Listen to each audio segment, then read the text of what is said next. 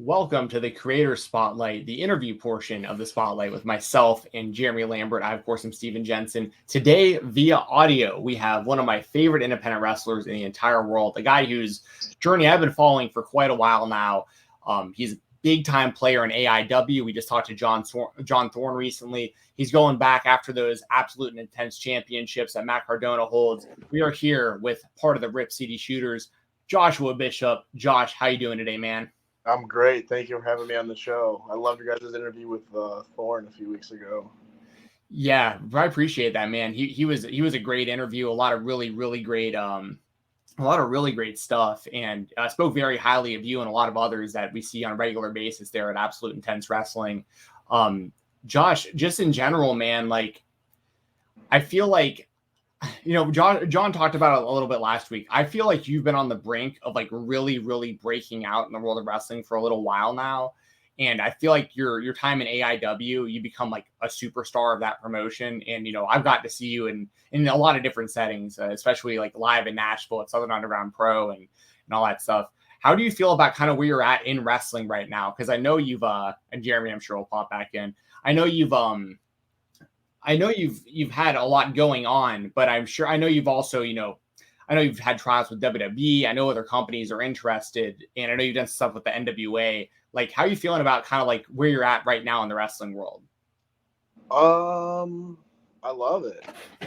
I definitely have goals and things that I want to achieve. Like I have my own personal goals and stuff. I don't like to put that stuff like out there online. I think it kind of like then you're almost begging for it to happen. Like I kind of have my own stuff in my phone that I put down every year, and like I've been checking more and more off like every year, like bigger ones up, just like climbing up the ladder of like working for more places, working more main events. Like we're having the chance to work and learn from getting in there with like some of the best dudes in the game at like the highest level, and just like learning and just like getting better every year. I love it. Like, I mean, yeah, like, it would be cool, I guess. Maybe I don't know actually if it would be cool to be like signed somewhere or not, like, because everyone's kind of signed, so it's just nice being me and Wes are just doing our thing. We're just trying to grow on our own every year. Well, and speaking of Wes, that's someone else that I like to shout out a lot too, because I think that the two of y'all are great as a tag team. And I think y'all are great as like the dynamic of like him being like a manager for your matches as well. And he can really go in the ring too. I think there's a lot of possibility, but with the two of y'all separately and individually in like a whole lot of different ways. How do you know Wes? Because y'all seem really tight. I just met him at training. Well, for the first 2 or 3 shows I was at before he started coming to the school, like one of my duties was I was selling like the beer tickets and stuff, and he came to some of the shows, and I just remember he was getting beer tickets because, I mean, he looks the way he does, so he's pretty like recognizable. You know what I mean? And then he started coming to training, and then we just kind of hit it off. He's a couple years older than me, but like we have so much of the similar interests and the people we like in wrestling, like why we like wrestling. But then we also sometimes have some extreme polar opposites. So we just are like we're a good dynamic, I think. And I can manage him, he can manage me, we can do whatever. I don't really see it as like a manager role when we do stuff, more just kind of like outsider style, if that makes sense. It does. It really does. And I see it the same way. I remember Wes did some really good like promos that he recorded too for social media a little while back that kind of had those kind of vibes. It might have been like I remember you had a really good video package put together for something to the My Way video as well. Oh, the collective in Indiana. Or Indiana. Yeah. For me and Justice, and then it was Barbed Wire. Yeah, that was bad. Well, speaking of you and Justice, I have to ask, like right now, before I forget to ask, because it happened to be the 3-year anniversary when we were talking to John the other day. It's funny though, because probably every day for the last 3 years, Justice and I have gotten tagged in it by someone, or they've tweeted it at us, or like retweeted or liked a tweet that has it in it. So to us, like we see it every day almost. So it's not that big of a deal. But then like one day, like a bunch of people, like more than the normal, were tagging us and stuff. And I was like, oh, I guess. And I texted them. I said, oh, I guess happy anniversary today, huh? That's wild. Jeremy, you were at the show recently. Yeah. I want to hear your thoughts on because you got to see Josh live. Was that one of the first times you've seen him live? That was the first time I've seen him live. So I was at Gauntlet for the Gold the other weekend, and yeah, the first time I've seen him live. And the first thing that jumped off the page to me watching you live was like the presence that you have and the control, like the way you control the audience that you have. And I hope this does not offend. And I'm sure she was just comparing with the hair, but my fiance is like big Sid vibes from you, and I'm a huge fan of Sid. Like how many times have you heard that? Because you're immediately laughing and popping for it. Every show I've done for probably the last since I dyed my hair blonde, which wasn't even like a Sid thing. It was just I knew I was going to be doing more matches where I could gig and stuff, so I wanted to get that Ric Flair going, where you're just right. That Ric Flair style, and then I just so happened that. That's when I was like getting bigger and not looking like such a teenager anymore.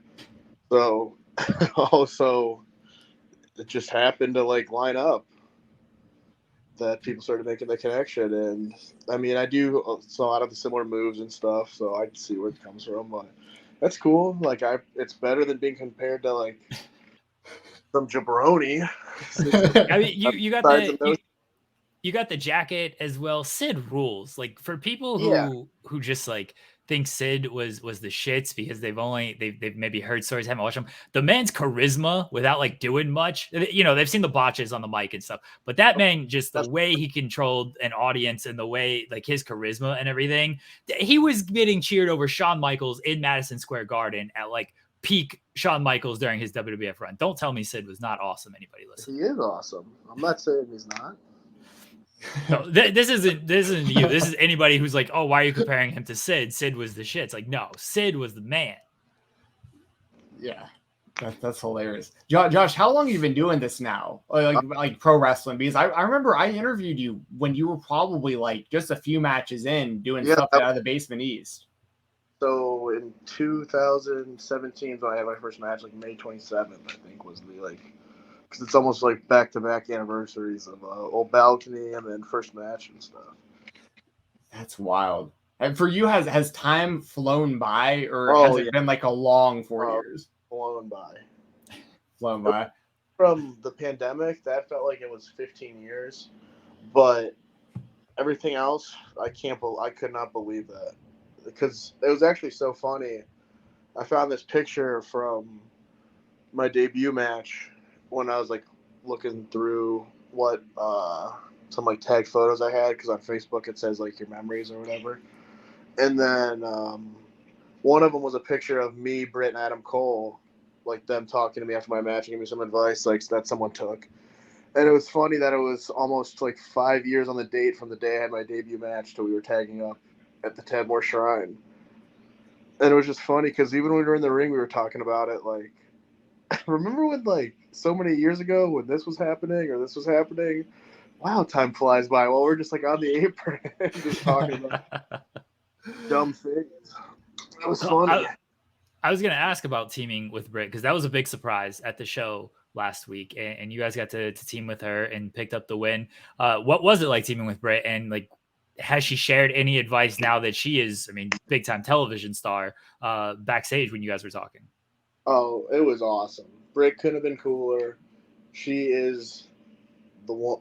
I mean, the man or the woman. She's awesome. Britt's always been cool to me. I've always appreciated like how awesome she was to me from when I first started training to even come back and team with us. She didn't have to do that. If you listen to the AIW podcast, Dora talks about how she did it for free. She gave all of us in the match extra money out of her pay from her meet and greet, and then gave the rest of it back to the company. She's awesome. She's a great person, and it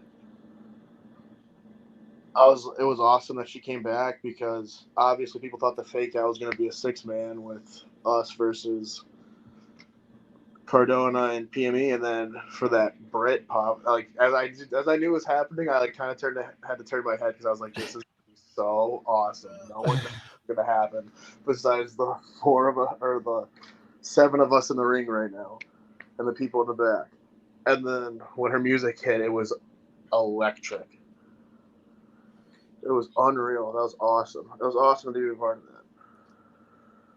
It was being in the crowd for that. It was a big surprise when that music hit, and it was great to see her come back. And she got the promo of like, we're friends, but like this is my blood and everything. So like that was being live. It was a great experience, and then to see the match with her, it was a really cool moment for AIW. And John Thorne promised like some big surprises for the show. Certainly delivered with Britt Baker's return there, and great to hear like the kindness of her heart to do all that. He's always been awesome. She could not be cooler. What do you think it is, Josh, with AIW and John Thorne, just in general, where like he told us during our interview a couple weeks ago about how Johnny Gargano never upped his rate because like he just wanted to help AIW. He charged $40 a match when he was one of the biggest names in all of wrestling. And it sounds like Britt Baker, she's paying it back. Like, what do you think it is with AIW and John Thorne and like kind of the operation as to why wrestlers are so selfless to help the promotion? It's just like a family. It seriously is like a family in the locker room almost, because if there is someone that's like a toxic person in the locker room, or they're trying to cause like trouble or politic or stir, like any of the bullshit that you hear about that happens in wrestling locker rooms, like they're out. And like Thorne just doesn't bring them back, or Thorne and Biggins wouldn't bring them back. And so it was always just the cool, like the locker rooms are cool. Like it's just cool to hang out in. Everyone's cool with everybody. There's no issues. Even when a new person comes in, everyone's just cool. Like there's nothing like, I've been in like a lot of locker rooms all over for like for every company, and like even bigger name independents. And there's nothing like an AIW locker room, because after the show you're all going to hang out, and it's almost like you're all going to get food if you can together, and like everyone's hanging out at the after party, whatever bar it is, if it's snacks or now if it's at dive bar, and no matter where it's at, it's everyone just here to hang out and have a good time. No drama, nothing. It's awesome. I love it. Go ahead.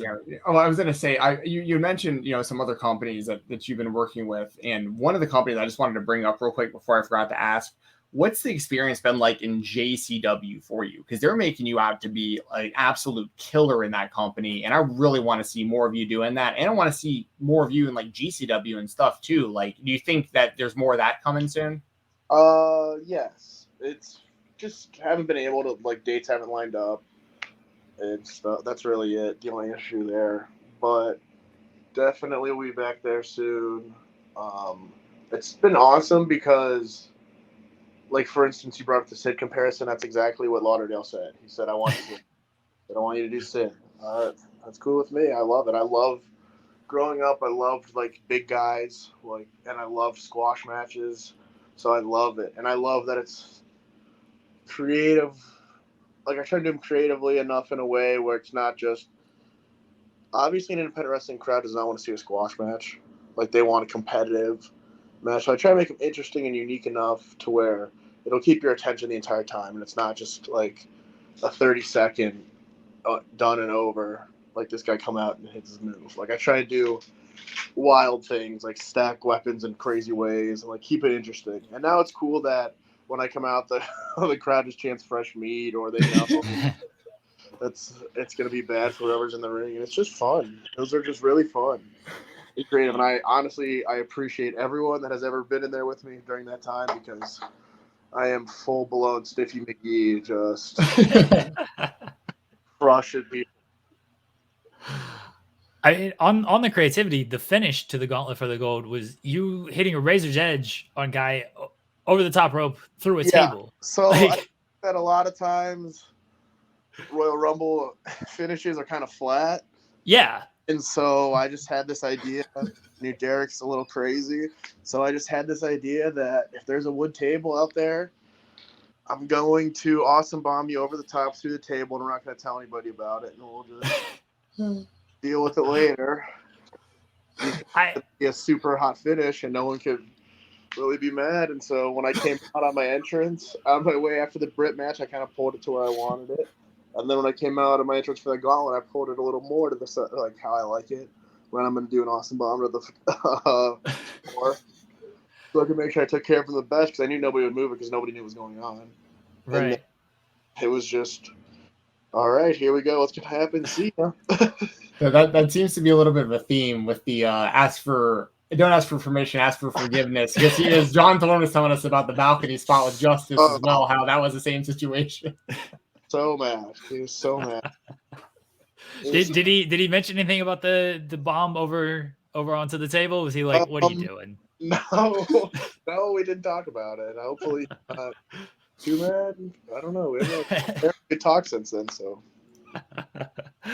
I remember so when that happened, you guys did the double T's on the apron and everything, and yet you picked him up, and I could see you were angling for something, but there was nobody on the outside to catch. And so I'm up on the bleachers, so I can't see the table on the other side. So watching it live again, just the other thing was wow, holy shit, this happened, because I could see you were about to toss him over the top rope. I was like, this is insane if he's just gonna land on the floor because there's no one to catch him and the table. And I saw afterwards you were hanging out with after the show, and I heard someone ask you where did he go, where did you hit it, and you had to tell somebody there was a table over there, everything's good. Well, we did also, luckily Derek is nuts because we did agree, hey, there might not be a table. Oh no. Hope there's a table. So he was willing to just take that, all right, sure, just toss me to the floor. Yeah, he's table nuts. Or no table. Yeah, he's nuts. I think that is crazy. Oh man. So one match I want to shout out real quick. It was a long time ago, but it's a match that's always stuck out to me as one of my favorites because it, technically speaking, it wasn't the best technical wrestling match I've ever seen, but it was one of just the most brutally hard hitting, just authentic matches I've seen in person. Was you versus Manders in the Basement East. This was a while back, but y'all just beat the hell out of each other. Do you remember that match? Is that's the kind of stuff that you like? If it isn't going to be a squash match, do you like having that kind of match? I definitely like it when I get in there with a bigger guy and just kind of throw down. I don't mind it. I tell him, hey, you're going to know I'm there.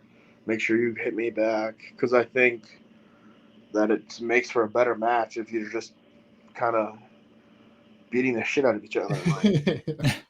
So I don't mind it if someone's hitting me, as long as they're not crushing me with punches in the face or anything.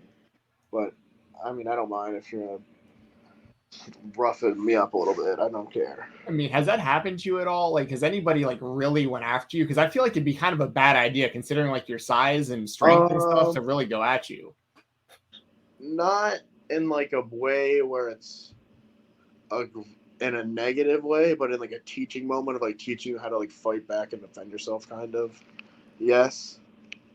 But it was just so, but it is a teaching moment of okay, I need to learn to fight back and not just get my ass whooped by this crowd. If it's just gonna for real be, you just stand up for myself, even if it's just and then as soon as you do that, it just ends it.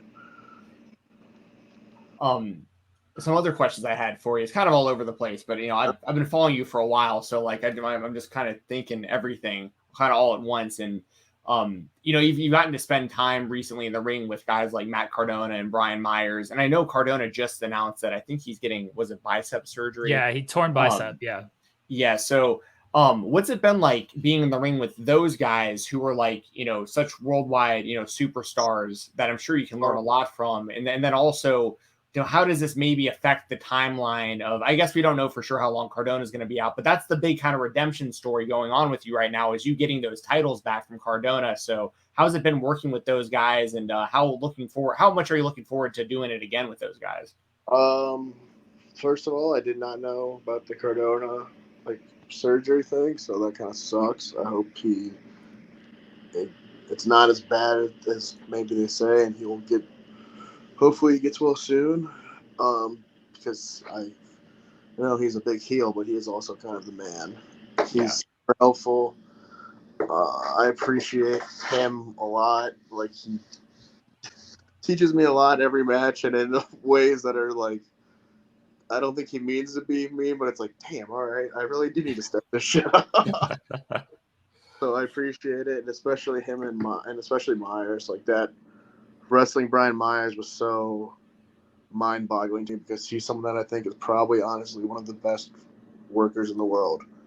I seriously think him and Cardona are just unreal good at everything they do, and they're so underrated.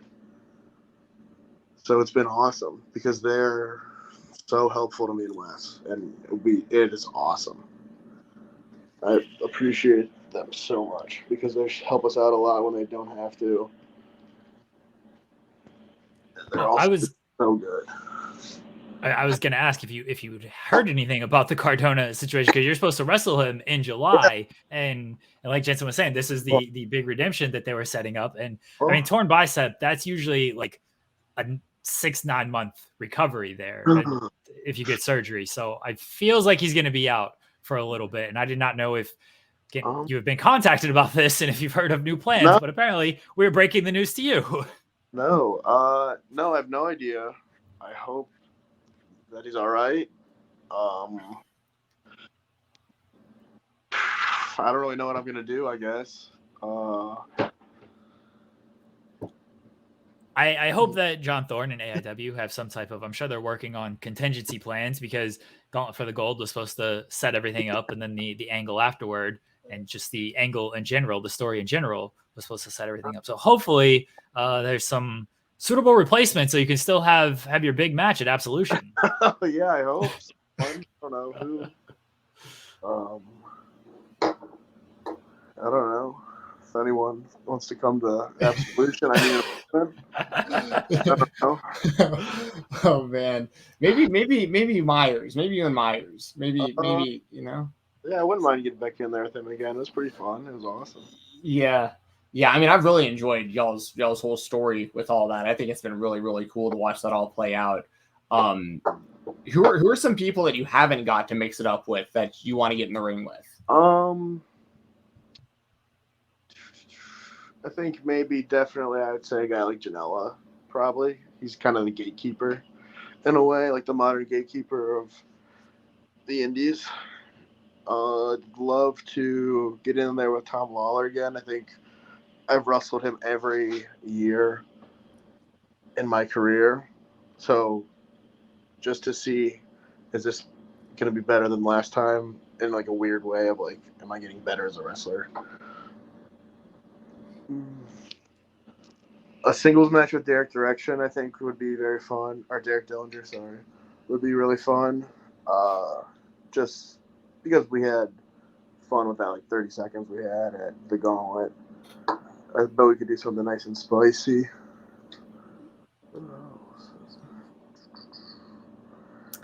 Any tag matches with you and Wes that you'd like to, any guys you'd like to work? Yeah. Our number one is probably will never happen, but it's Kingston and Homicide. That's our number one. Okay. Roll. I like that a lot. Rock and Roll Express, I know like their farewell tour. I would love if we could work them some way. Just because yeah, that'd be sick. What was the experience like doing NWA, by the way? I know you were a part of the Crockett Cup, and I thought that was really cool because it was not only y'all, but also seeing Balances Forever up there too. That was really cool to see. Yeah, it was awesome, actually. It was a really good, I had a lot of fun. It was a great experience, I thought. They just let us do whatever we want, really, and kind of just go crazy and try to make the most of it. And it was fun. Everyone in the back was super cool. They went out of their way to talk to us and help us out. Any like the vets that saw stuff. It was kind of like shocking how cool everyone in the back was towards us, because we were just pre-show guys, and they're obviously big names in wrestling. It was awesome. Was that in the Nashville Fairgrounds? Yeah. Okay. Yeah, I love that venue. Love the Fairgrounds. That was the first time there. Yeah. Well, I got to see you in the Basement East quite a bit back in the day. Do you have any unfinished business with Alley Catch? You guys have both had quite career trajectories since your old feud. I don't know. Times have changed for us both. Man, I don't know if I should ever even bring that up too, because I'll be talking about you and I'll be like, I want to tell people about kind of the origin story, but I'm also like, I kind of love where you're at right now, and I feel like, yeah. So. That was a different universe, in the multiverse. It was. Hey, speaking of that, you mentioned Tom Lawler. I know he was like a mentor for you early on. Do you still? I know you said you wrestle him like once a year, but is he someone you still stay in touch with fairly often? Oh, that is my boy. We we text each other all the time. A lot of it is just very dumb wrestling obscure clips that we find of each other and send, or obscure wrestlers that nobody would know about that we send to each other, and we just try and pop each other by then doing one of their moves in a match or something. Love it. Did you rib Tom Lawler on the door? What happened with the door at Gauntlet for the Gold with the teases and then no one used it? I have no idea. Oh, him and Kaplan were built into this door spot, and then the door never got used in this match. And thankfully you saved things with the bomb over the table, but very disappointing that door never got used in that match with Kaplan. So next time you fight Tom Lawler, please somebody go through a door. Put him through a door. I have definitely pulled some ribs on him, but I was not a part of a door rib. Can we hear about okay, yeah, now we got. I mean, yeah. Ribs can be told on. Now we got to know about these ribs you pulled on Tom Lawler. No. Have you ever done anything with his entrance gear? He's very known for his entrances and stuff. Have you ever made him do any hey, do this entrance just to pop me type of thing? At Black Label one time, somehow he got me. This is why Tom Lawler is the ultimate guy. I was just even more of a nobody than I am now. It's I only had a few matches. I had maybe 2 matches at Sup and 4 AIW matches, and he was just got me this spot to come out with him at his Black Label Pro as his manager and almost his heavy, even though I was so much smaller than him. And he would just do silly entrances every time. And one time we did Dominatrix Nuns that we we made these costumes at a Party City. That's so funny. Oh my gosh. That was a long time ago already, wasn't it? That was back in 2017 also. Yeah. Oh my god. When you wrestled Nick Gage, and I always remember that as just so funny to me. This dude is the ultimate. I will do whatever that I think is funny kind of guy. When he was doing that stuff in the UFC, it was so great, and it's this guy, he just thinks about this stuff differently. He's an entertainer, and so it's been great watching him succeed this much in wrestling. He's awesome. He is so cool.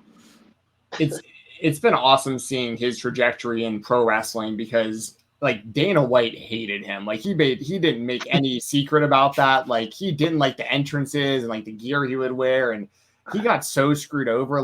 That whole suspension he had to deal with the UFC, and then they just cut him. And he, for people who don't know, he pretty much failed for the same thing John Jones just is allowed to fight with. No one even cares. And Tom Lawler wound up just getting totally screwed by the commissions and the company, but he rebounded so tremendously in the world of pro wrestling. So I think it's just awesome that he's had this whole kind of second life in wrestling after. He still does MMA every now and then still, but I don't know if he's retired now, but I know he had a fight fairly recently. I think he's retired, he said, but you never know, I guess. I don't know. Yeah. It's kind of like pro wrestling. He last fought in June of last year, so it's been a while. It's been about a year. PFL? Yeah, it was PFL. Yeah. He's still a super high level fighter. But yeah, I just think it's been really cool seeing what he's done in pro wrestling because I feel like he's still kind of almost flies under the radar too.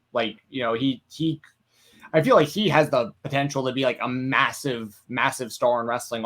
He is for for what he does, but like he's another guy that like I'm kind of surprised we haven't seen him on like a bigger stage because he's just a charisma machine and he's great in the ring and he's super credible. He is he is the most charisma I've ever seen in my life. Because he comes out and he just now his new thing is he's swinging this like stupid denim strap thing he has. Yes, he was whipping Kaplan with it. Yeah, and he's like doing stuff like that, and I'm like, you are a legend because this is like some dumb like some dumb kind of like comedy stuff, but he always makes it work and be money, which I don't understand. Like he's the ultimate. Like he has that flip switch ability of like, I'm gonna come out and we're gonna have a good time, but then when the bell rings, let's rock. And even sometimes in the ring, I don't know if you guys watched him and Moxley, but he's calls him Dean like in the middle of a match, and it's just like the little things like that are so funny, and that's why I'm like, he is the man. I'm gonna get you out here on a non-wrestling question. How come Scotty Barnes won Rookie of the Year over Evan Mobley? What were these voters thinking? There's no love for Cleveland in the league. There's no love. I thought Mobley had a great season, and Barnes he deserved it. He had a very good season as well. But Mobley was a game changer for Cleveland this year. And those Cavs, the East is about to start running through Cleveland again. East runs through Cleveland. Enjoy it, Boston. I was like, Boston's still young. Boston's still young. I mean, Cleveland, maybe a couple years. We're getting when LeBron comes home. We need you. LeBron and bringing Bronny Jr. with him. Come home, King. Yes, pass the torch off to Bronny. Oh, that's some pro wrestling storyline right there. It would be. That would be amazing. Really would be. Come home, King. We'll play Puff Daddy all over the city. Nice. Yeah. So the last question I got for you, and I know you kind of alluded to this before, and it's okay if you don't want to answer, but in like a perfect scenario, where do you kind of see yourself in the wrestling world? Maybe like 3 to 5 years from now. Is this something where like do you want? What did you say? Alive? I said no, not alive. That would be a good goal. I hope a top guy. A top guy. I think everyone, when they look at wrestling, they want to be the top guy. Yeah, I like where I'm at now, but of course I know there's higher levels, and I want to go there and be a top guy, and just everywhere I go, try and become the top guy in the place, and just be a player in wrestling. That's really what I wanted to be.